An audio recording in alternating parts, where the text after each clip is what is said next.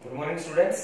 देखिए बेटे, आज हम बात करते हैं प्रिंसिपल ऑफ मैथमेटिकल इंडक्शन के बारे में। ओके, तो प्रिंसिपल ऑफ मैथमेटिकल इंडक्शन क्या होता है कि एक जनरल स्टेटमेंट होती है, यानी कि जब हम रीजनिंग की बात करते हैं मैथमेटिक्स के अंदर कहीं पर भी, तो दो मेथड यूज किए जाते हैं मेन तौर पे।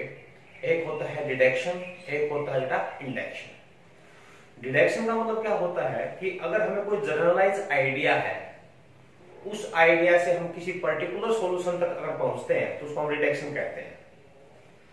फॉर एग्जांपल, मान लीजिए कि कोई भी एक नंबर है, अगर उस नंबर्स की सभी डिजिट्स 3 से डिविजिबल है, ठीक है, तो वो नंबर 3 से डिवाइडेड हो जाएगा। या फिर ये कहिए कि अगर किसी नंबर के लास्ट डिजिट 0 है या 5 है, तो हमारा कंक्लूजन क्या होता है कि वो 5 से डिविजिबल हो जाएगा। ये है अपना जनरल आइडिया, और इसे डिड्यूस करते हैं हम एक कंक्लूजन निकालते हैं कि अगर मान लीजिए आपको दे दिया 85, तो 85 डिविजिबल होगा 5 से, ये पर्टिकुलर केस निकाल दिया, तो इसको हम क्या कहेंगे, पर्टिकुलर सॉल्यूशन। यानी किसी जनरल आइडिया से अगर पर्टिकुलर सॉल्यूशन तक अप्रोच करते हो तो इस चीज को हम क्या कहते हैं बच्चों, डिडक्शन कहते हैं। ठीक है। इंडक्शन क्या होता है? इंडक्शन एक ऐसा क्राइटेरिया है जहां पर हम पर्टिकुलर सॉल्यूशन से जनरल सॉल्यूशन की तरफ हम बढ़ते हैं। ठीक है बेटा। अगर कोई आपसे जैसे कह दे कि भाई 10 डिविजिबल है 5 से, ठीक है, या कोई कहे कि भाई 15 डिविजिबल है 5 से, 100 डिविजिबल है 5 से, तो यहां से जो आपका हर पर्टिकुलर सॉल्यूशन के अंदर जिसमें पीछे 0 है या 5 है, वो सारे नंबर क्या है भाई, डिवाइड होते हैं 5 से। तो इस चीज को हम कहते हैं बेटा इंडक्शन कर देंगे, इसको इंड्यूस कर देंगे कि जिसके पीछे 0 और 5 आ गया वो सभी नंबर 5 से डिविजिबल होंगे। ठीक है बेटे, तो ये क्या होगा, इंडक्शन।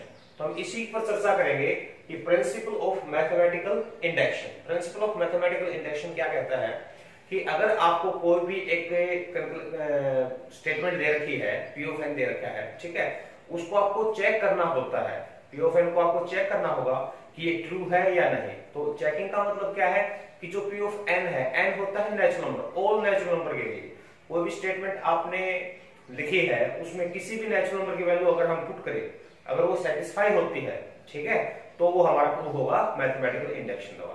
करते कैसे हैं देखिए।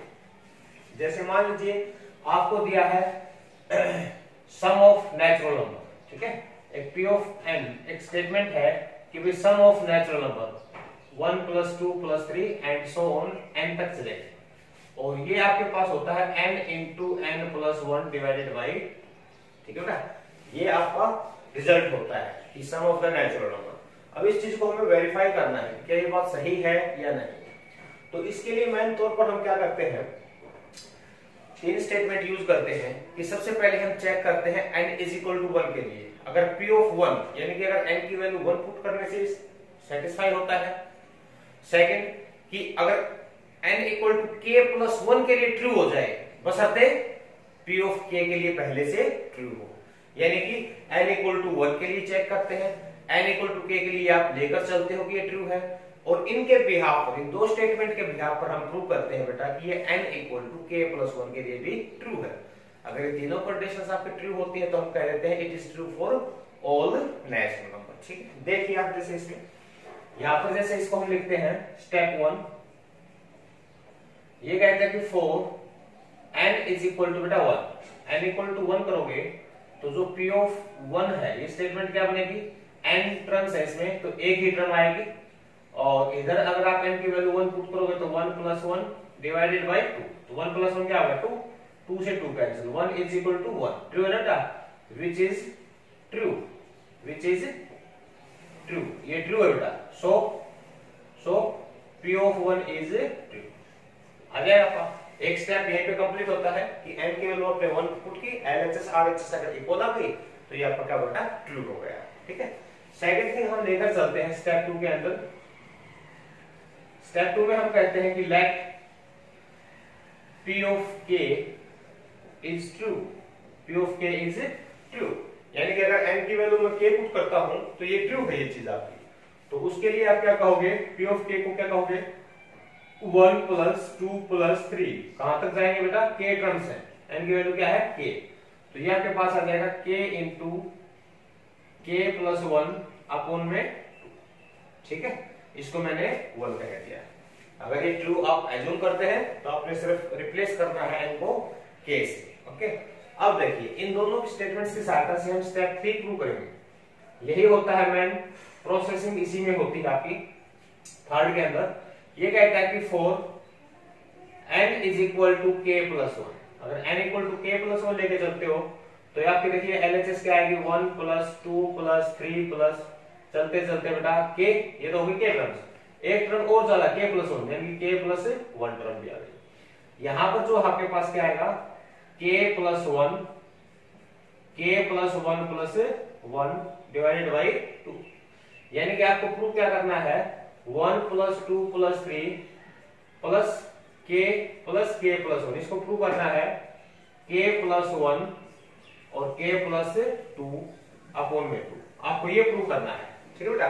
तो इसके लिए हम क्या करते हैं, इसके लिए आप LHS लेकर चलते हैं और RHS प्रूव करेंगे। तो मैं यहाँ पे लिखता हूं LHS में क्या दिया आपको 1 + 2 + 3 चलते चलते k + ये दिया है ना। लेकिन आप लोगों को पता है कि 1 से लेकर k तक इन टर्म्स का जो सम है इक्वेशन 1 द्वारा, ये क्या है k × k+1, तो इसकी वैल्यू सब्स्टिट्यूट कर सकते हैं बेटा, यानी कि इसको आप क्या लिखोगे k × k+1 अपॉन 2 और प्लस में क्या है k+1, ठीक है।